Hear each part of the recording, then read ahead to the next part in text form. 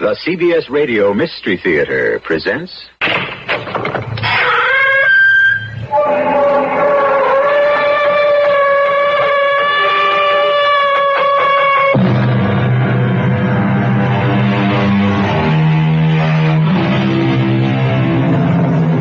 Come in.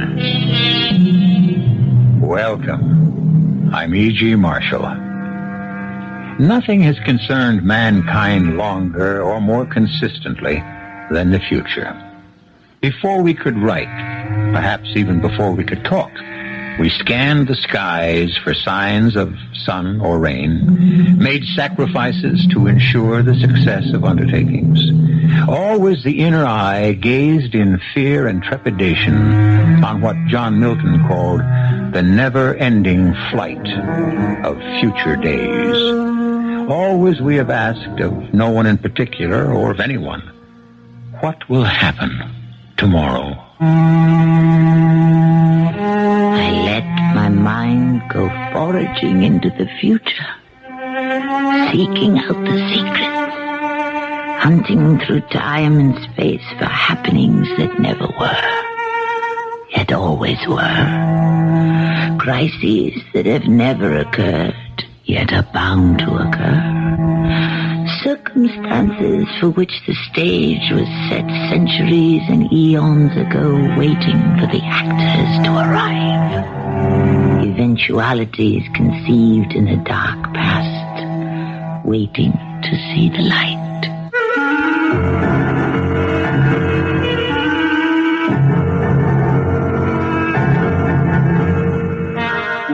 Our mystery drama, The Clairvoyant, was written especially for the Mystery Theater by Elspeth and stars Tammy Grimes.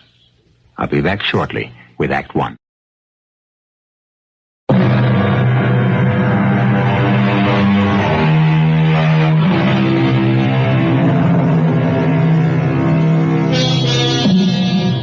In Roman times, it was the oracle who read the future in the entrails of sacrificial animals.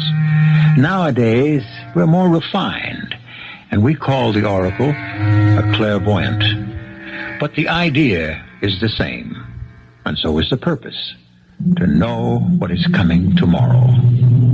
The better to take the fear out of our eyes. Excuse me, please. I want to apologize. It is, after all, part of my job here to occasionally read tea leaves, if you want to call it that. But, look, may I sit down at the table with you? I'd like to explain, if I can, why I try to avoid. You don't mind? Thank you. You see, once upon a time, I was a clairvoyant. I had a crystal ball, I read palms, but all of that was really rubbish, just as the tea leaves are now. Absolute rubbish. They were only external things to aid my concentration, because without concentration you can do nothing, don't you agree? Everything requires a measure of concentration. You can imagine what is required to look into the future. Yes, thank you. I'll have some coffee, a small amount. I am Russian, you see. But I've lived here in London for better than half a century. My parents brought me here as a child when they fled from the Bolsheviks. Of course, once arrived in London, we spent most of our time with other refugees, all displaced, all frightened. Frightened all the time. And as I grew a little older, I took to telling their fortunes. Tarot cards were the rage then. It was almost a joke at first, but when I turned out to be right, invariably right, then it was no joke, and I took to doing it seriously, for a living. All during the 30s and into the 40s, I was earning what they call a pretty penny with my crystal ball. I had become Madame Sonya. One day, my doorbell rang. Yes, coming. With you in a second. Yes? Madame Sonya? Yes? You don't remember me, do you? I don't think... Should I remember you? I see so many people, you know. It's difficult. So many clients. I was a client. Oh, indeed? Many years ago. One of your first, I believe. Well, in that case, come in. I'm not disturbing you. Not at all. It's been a slow day. You came for another reading? Oh, no, at least not today. Later on, perhaps. No, I simply wanted to tell you how all of your predictions came true. Oh. My husband and I did reconcile. Good. My husband's business did prosper. I'm very glad. And best of all, our baby daughter did survive her illness and now is a healthy, radiant girl of 19. Oh, wonderful. About to be married. Oh. To an Englishman. And that's why we're here. I see. Of course, we'd rather she be married at home in the States, but her fiancé is enlisted in this terrible war. He couldn't get leave, so here we are. Must be very happy. Oh, we are. He's a wonderful boy. Well, man, I should say. It's not right to call a soldier a boy, I suppose. Well, they decided in a hurry, and he'll be off to France shortly, so they're to be married in his parents' house instead of in ours, back in Springfield, which makes me sad. However, all in all, it's very satisfactory, very gratifying. We have no complaints. We're staying with his parents. They have a house, a large house in Mayfair. Oh, Mayfair. Lowndes Square. Very posh, as the English say. But I wanted to ask a favor of you, Madame Sonya. And what is that? Will you do a reading for my daughter? Of course. She likes. Oh, she will. She's heard about you for years. My husband and I talked endlessly about you. So I'll tell her to phone you for an appointment? Do that. I'd be most happy. Her name is Laura. Laura. Yes. You know, I can't remember your name. I apologize. Oh, please. It was a long time ago. I'm Mrs. Jennings, Mrs. Matthew Jennings. And our daughter... Laura? Yes. And her fiancé is Anthony Craig. Oh, perhaps he'll have a reading, too. I'll suggest it. It was good to see you again, Mrs. Jennings. Oh, it was good seeing you, Madame Sonya. And you'll be hearing from my daughter. Yes. Very good, yes. Goodbye. Jennings? Mrs. Matthew Jennings? Do I remember anybody by that name? Jennings. I didn't really remember Mrs. Jennings at all. Or her husband. Or that they'd had a little girl. Truthfully, I didn't remember the first thing about them. Of course, it was very nice of her to stop by and tell me that everything had turned out for them as I'd predicted. But in those days, I was very young. It had seemed then that everything I predicted came to pass. My power of concentration was so strong, so vital, and my intuitions flowed so surely, so strongly. It seemed only natural that they should be accurate. Young Laura Jennings did call me the very next day, and we made an appointment for a reading. I have to tell you, Madame Sonya, I'm mostly here to please my mother. She thinks you're so wonderful. She exaggerates. Now, shall it be the cards, the crystal, your palm, or what? Which is best? Dear girl, it doesn't make the slightest difference. I could employ the bumps on your head if you'd like. Oh, I don't think so. Or the print of your foot. Oh, no. Or you could peel an apple and throw the skin on the floor. I could read from that. All these things are merely tools. I center my attention upon them and then let my mind go foraging into the future, seeking out the secrets, hunting through time and space for happenings that never were, yet always were. Crises that never occurred, yet are bound to occur. Circumstances for which the stage was set centuries and eons ago, waiting for the actors to arrive. Eventualities which have not as yet transpired, but which are certain to transpire. Fortuities conceived in the dark past, waiting to see the light. Such was my gift, you understand. Where it came from, I never knew, nor did I ever care. This I do know. There are gifts from God, or from nature, if you'd rather put it that way. Well, to get on with my story. I went into a deep trance, I believe that is what they call it. I myself have no use for these descriptive labels. I see green things growing. A little boy. A small boy with a light step. Stepping lightly. Is he dancing? A boy? I will have a boy. Hard to say, but I feel upon the air, upon the gentle air, I feel the breath of love, of wonder and great joy. Oh, will it last? Oh, tell me, will it last? I feel it goes on, yes, on and on. I see a little trouble. Not much, not too much at the beginning. But then it seems to go on and on, further than I can see at this moment. It was the clearest intuition I had had up until that time.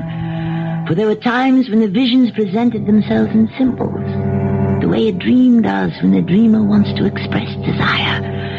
But this time I actually saw the slim figure of this young girl skimming the grass, her hair glowing in the sun, her arms stretching out. I actually saw it. Oh, Madame Sonya.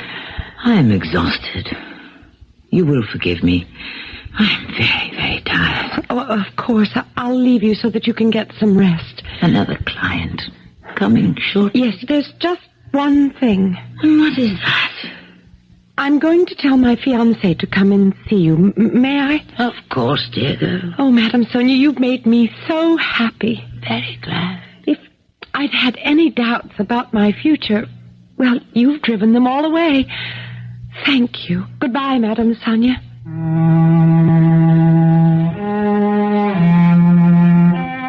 Such a lovely girl, this Laura Jennings. Such a bright future awaiting her. Though every reading was an effort in the extreme, penetrating the veil is never an easy task. My recovery from this one was rapid, and I was soon able to enjoy thinking back on it. A few days later, the telephone rang, and I was not surprised to discover who was calling. Madame Sonya? Yes? This is Anthony Craig, Laura Jennings' fiancé. Oh, yes, Mr. Craig. Laura has this notion that I should have a thingamajig, what do you call it? A reading? Yes, that's it. But I have to tell you, Madame Sonya, I don't much believe in that sort of thing. Many persons don't, Mr. Craig. I've always considered it the most arrant rot.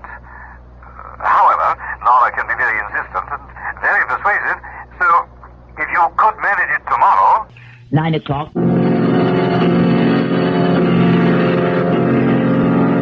He arrived on the dot of 9. A most punctilious young man and most charming, most handsome. We went into the small room I reserved for my readings. I placed my crystal ball on the little round table. Anthony Craig sat opposite me, and I invited, by the force of my concentration, the trance state. It hurt. It hurts me. Madame Sonya... I cannot. Too hard. I cannot. Are you all right? I begin to see. Oh, I see. Yes. Don't. No, I will not. You can't. Please, no. Madame Sonya, are you all right? Go away. Get out. Please get out. Go away.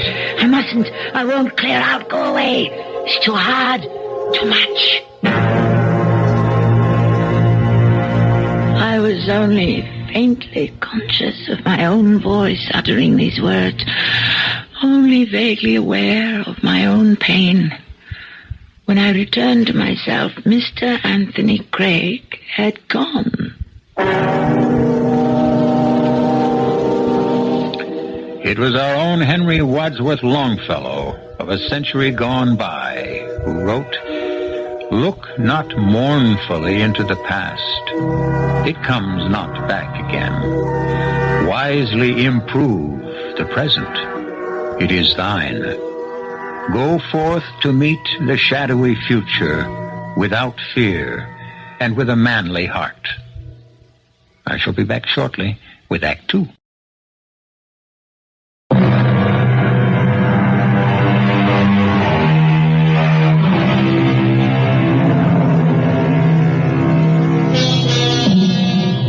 As our first act ended, Madame Sonya, clairvoyant, had peered into her crystal ball to ascertain what the young Englishman Anthony Craig might expect from the future. Whatever she saw, or thought she saw, or might have seen, was so disturbing to her sensibilities that she became unable to continue the reading.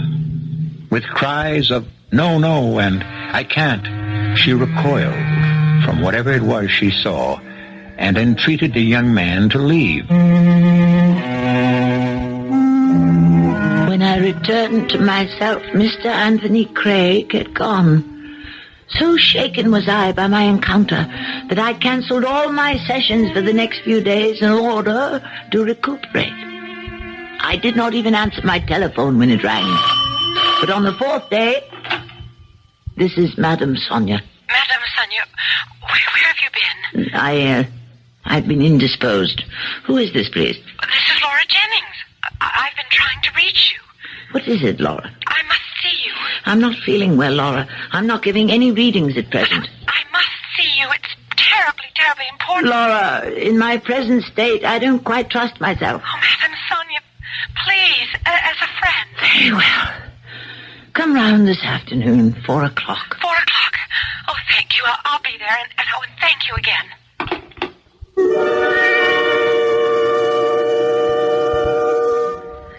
It's awfully selfish of me to force myself on you this way, but something's happened.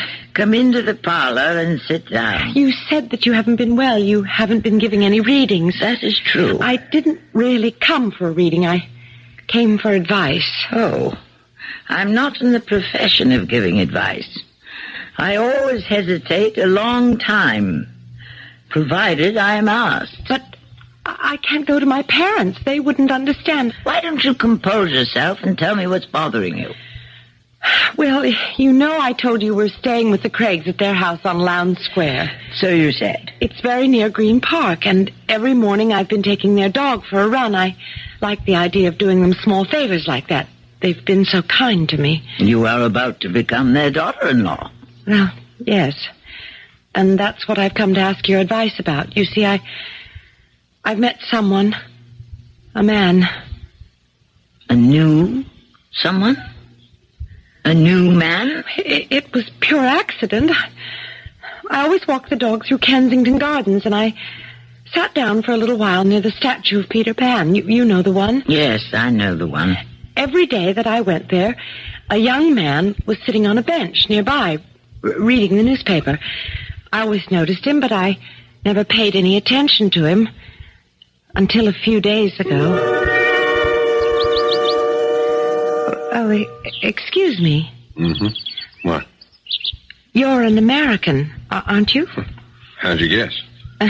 You're reading an American newspaper. Oh, well, aren't you clever? Not very, no. You're an American, too. Oh, you're not so clever. You could tell by my accent. I'm not only an American, I'm from the Middle West. Yeah, so am I. This is the Chicago Tribune. I have it sent to me. It's a day late, sometimes 2 days, but it smells like home. I love the smell of newspapers. Yeah, it's like a familiar face. It's very hard to get used to a new face, isn't it? Very. Still, I suppose it can be done. I suppose. I'd better take the dog back home. You're a dog? No. No, I didn't think so. How could you tell? Oh, it's a King Charles Spaniel. Not many Americans own King Charles Spaniels. Well, that's true. Of course, you could have bought him over here, or maybe he belonged to your husband. I don't have a husband. You don't? Oh, but I'm going to have one. Any day now. Oh, you mean that? Look, I really have to take the dog on home. Will I see you tomorrow? Probably. Maybe. I don't know. I really have no idea. I didn't plan to go back, Madame Sonya. But no matter where I walked in Green Park, I always found myself sooner or later in Kensington Gardens near the statue of Peter Pan. Every day you get here later and later. I do? Why? Well, I don't know. Oh, yes, you do. You're trying not to come here. Aren't you? Well, aren't you? Tell the truth. Aren't you? Yes. Why? I don't know. Oh, you do know, but you don't want to say it. You love me. No. You love me and I love you. That's the truth. It can't be. It is. I won't believe it. You have to believe the truth. That's the whole point of being the truth. Once you see it, you have to believe it. I can't. You think you can't because it would mess up all your plans to marry, what's his name, this Englishman. Anthony. Yeah. Now, you don't actually have to marry him, do you? Everybody expects me to. Everybody expects you to. Now, is that a reason? Does everybody expect you to marry Anthony when you're in love with John? Is that your name, John? Mm-hmm. Mine's Laura. Okay. Laura. Now that we've introduced ourselves, when are we going to get married?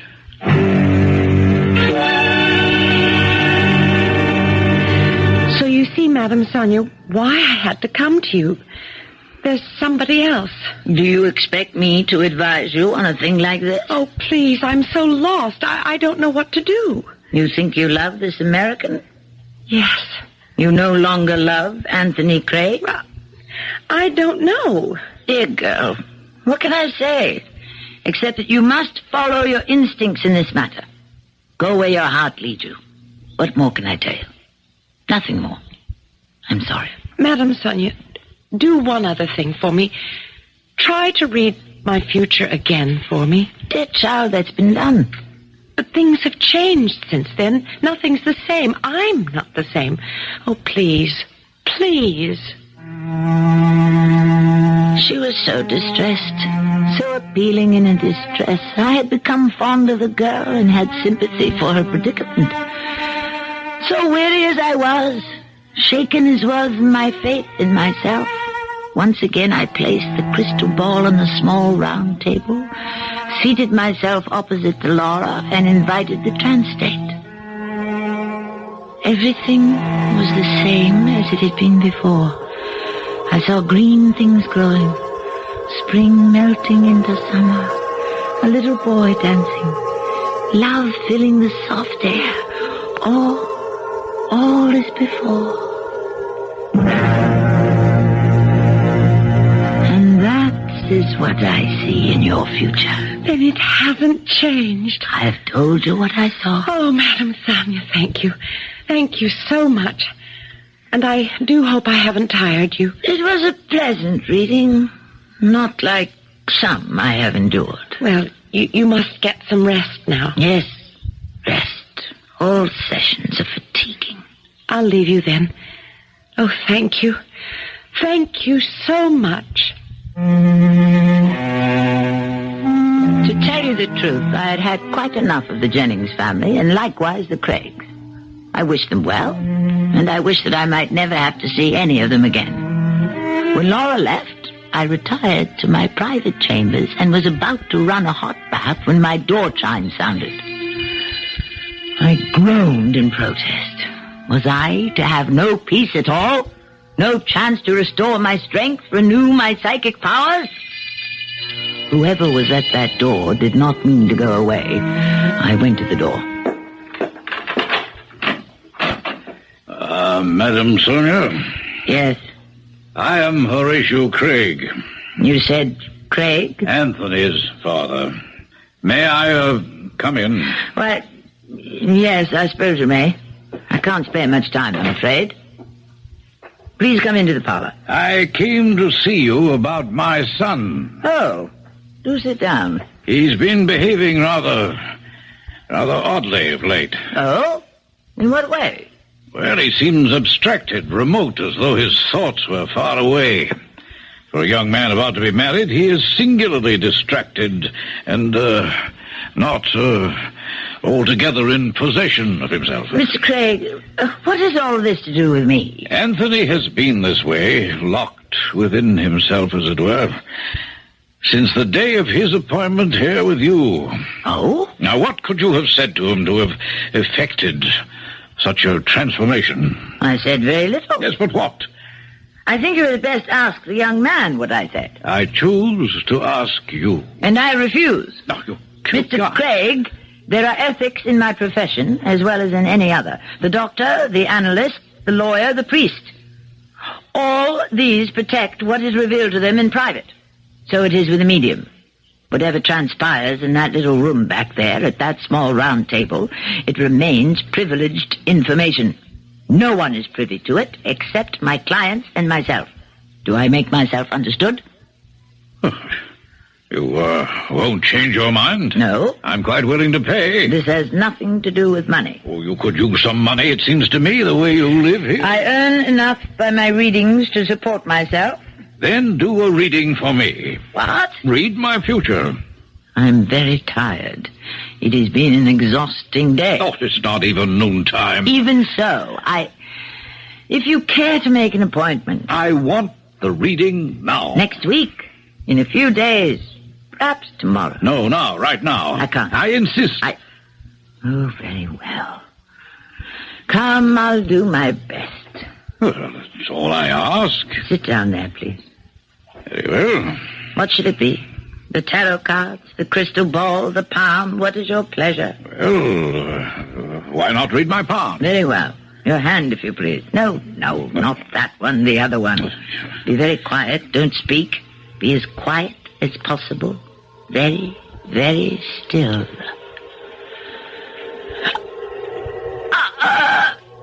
No, I cannot. I cannot look. I will not look. Torture. It is torture. It's not right, not fair. No one can ask me. No one can make me. Madame Sonya. The pain, the awful pain, the unbearable pain. I'm lost. I am falling and I shall be lost. I am falling from off the earth and there is no one to save me.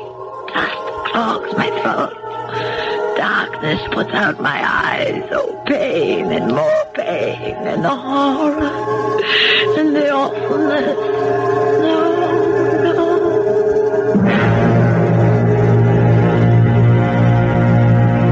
I suppose, as had happened before with his son, I fainted. When I was myself again, I was alone. Mr. Craig had gone.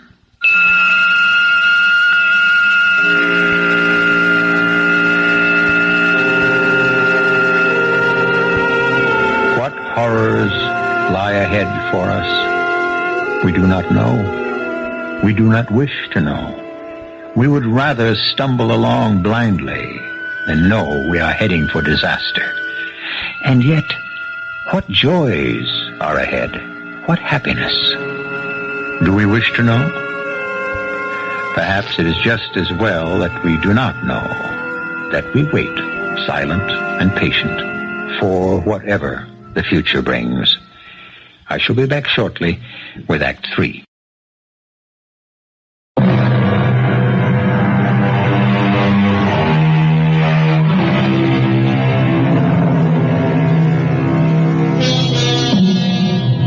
At the close of our last act, Madame Sonya had emerged from her trance to find herself alone. Horatio Craig had gone just as a few days previously his son, Anthony, had left, after her anguished denial of what she saw in the futures of each of them. It is now the following afternoon. Oh, no, leave me alone, whoever you are. Leave me in peace. Oh, very well, very well. Mrs. Jennings. Madame Sonya, I must talk to you. Please forgive me. I'm not well. 5 minutes. That's all I ask. Try to understand. I've been under a great strain. Oh, what about me? Do you think I haven't been under a strain? I don't understand. Oh, let me come in. I don't want to stand on your doorstep and create a scene. Neither of us wants that. Very well. Come in. But I cannot allow you to stay. 5 minutes, that's all. Please sit down. Thank you.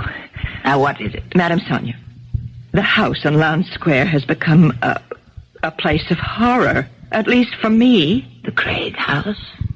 Where you were staying? In the last few days, everything seems to have changed. I'd supposed it was a place of great joy and merriment. It was.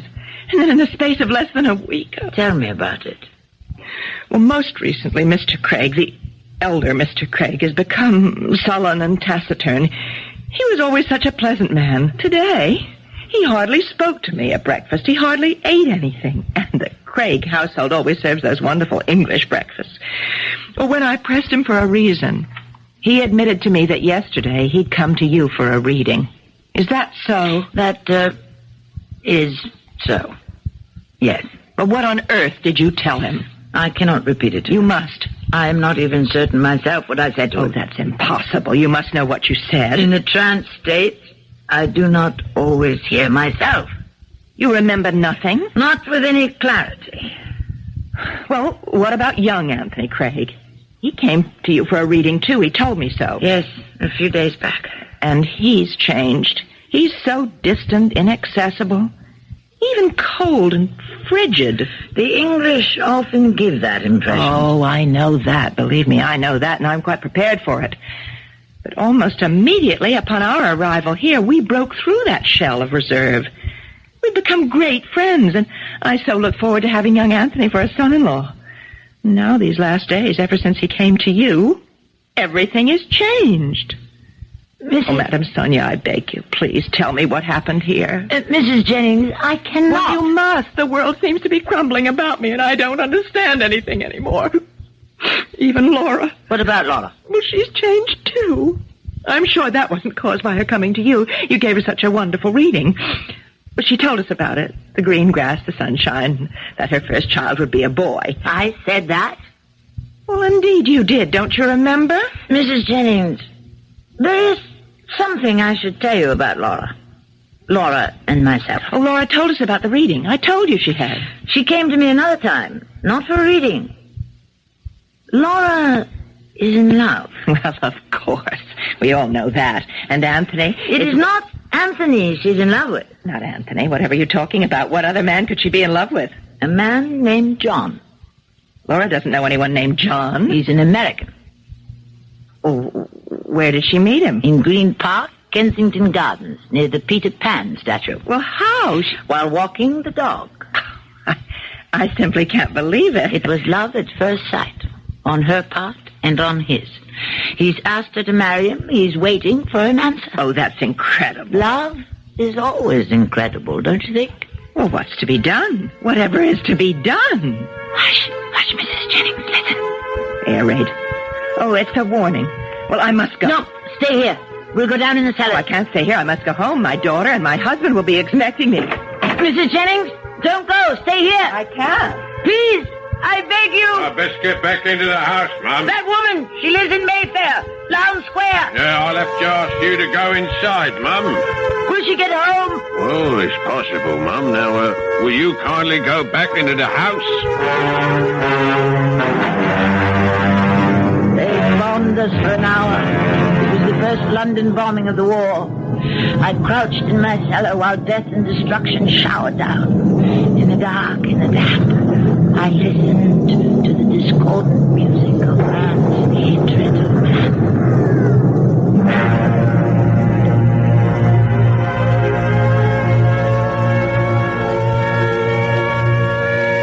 Even after the all clear it sounded, the noise of the bombing stayed in my brain. There was something familiar about it. Yet I had never heard a bomb drop before. Or had I? I threw on a coat and went out. Without thinking, I walked. Then I ran in the direction of Lowndes Square. When I reached it, I could hardly believe what I saw. Half a dozen houses had been completely demolished. Only the shells of chimneys still stood. Had one of these houses belonged to the Craigs? Had it sheltered them and the Jennings family too? Then I heard something. Tommy, hush up. Come along now. Come along with you. I turned sharply and saw a woman in a house dress leading a dog on a leash. Walk along now, my friend. Come with me. I beg your pardon. Yes, Mum.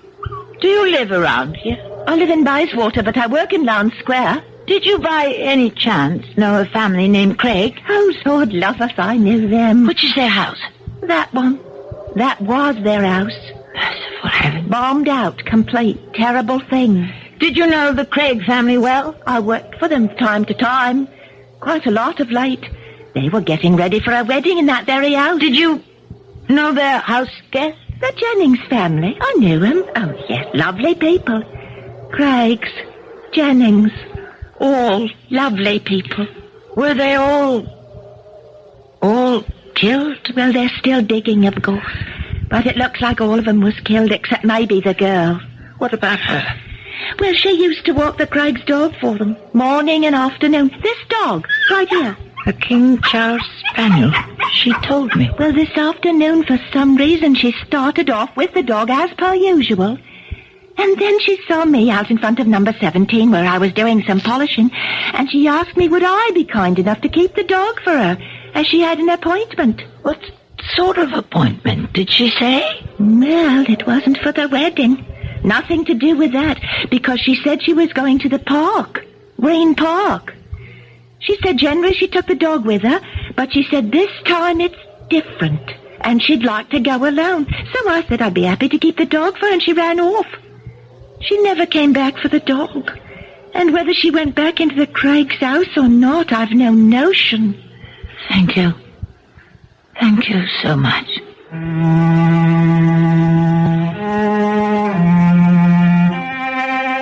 I went to the police a few days later, when the digging was finished. They'd found the bodies of the Craig family and those of Mr. and Mrs. Jennings. But the body of Laura Jennings was never found, and I never saw her or heard from her again.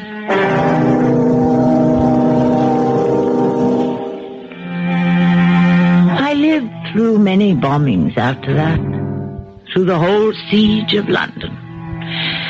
I came to know in actuality the dust and the dark and the horror, the screams of the injured, the weeping of the bereaved. All these things had come to me in deep trance as I tried to peer into the futures of the two Craig men. All had come true for them, even as I had seen it. As for young Laura, I do not know.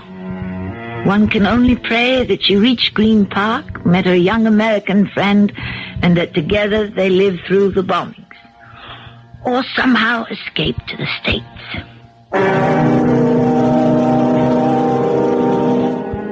As for me, I gave up my profession, my calling as I used to consider it. In the face of mass destruction, I was afraid to look into the future, anyone's future. I could not endure the strain. So, for the past 35 years, I have refused to give readings to anyone who did not understand that nothing I say is to be taken seriously.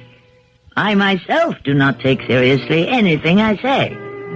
It is all a game, an amusement, something to pass the time. So, if you wish me to read the tea leaves, pour a little tea into this cup. I shall look long and soberly into the cup. You will think me very profound, but I am not profound. I am only a very tired old woman who has outlived her usefulness. So, pour. Now we pour out the tea and the leaves remain. So let's see. Everything looks bright. So far, you have crossed an ocean. You will cross it again. Someone is waiting for you. Who is waiting for us, Madame Sonya? I think it is a young man. He is impatient. He wants you to hurry back. What's the young man's name, Madame Sonya? What do you expect from me? How am I to know the name of the young man? I tell you, my powers have faded. I can no longer... If you try, Madame Sonya. Yes, tell us the young man's name. Please try. What is it? The name of the young man waiting for us on the other side of the ocean. I could say a name. It would mean nothing. Not if you say it. So I will say it. I shall say the first name that comes into my head. Peter. The young man's name is Peter. Well? Incredible. Absolutely incredible. She knew. You mean I'm right? I guessed the young man's name? You didn't guess. You knew. I assure you I knew nothing. Madame Sonya, the young man is our son. He's about to graduate from medical school. And then he's getting married. He wants us to come home for both these great events. And his name is Peter. My congratulations to you both. And now... Madame Sonya, do you know why we named our son Peter? We named him after Peter Pan. The Peter Pan statue in Kensington Gardens? Where we met. And fell in love. You? Are you telling me that you are Laura? Yes, Madame Sonya. And this is John. You escaped? I never went back to Lowndes Square, Madame Sonya. I went to the park and met John and never went back. We married. We had a son. That dancing boy you told me about when you read my future. To be so right. I can't believe it. It is your gift, Madame Sonya. Your gift from God. Perhaps. Let's take another look at these tea leaves, shall we? Eh? Shall we?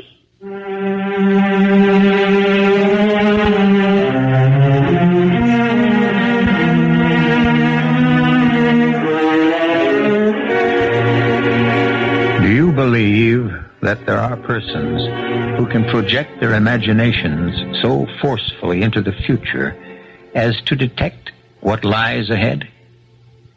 I have my own opinion, of course, but I shall not share it with you. You are absolutely free to believe or to disbelieve. That, after all, is what the occult is all about. I shall be back shortly.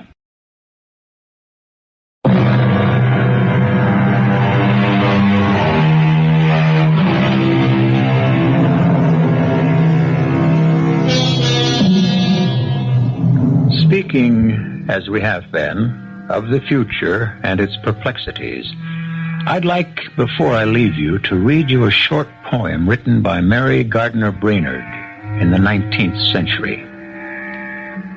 I see not a step before me as I tread on another year, but I've left the past in God's keeping. The future, His mercy shall clear. And what looks dark in the distance may brighten as I draw near.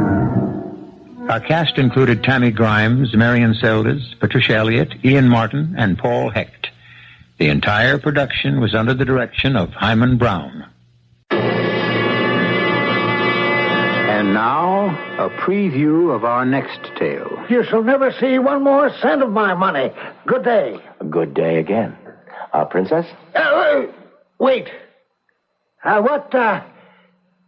What is the Midas touch? The Midas touch. Obviously a shady scheme to cheat you out of your hard-earned money. Yeah, I know that. But what is it? You are aware of this ancient king, Midas?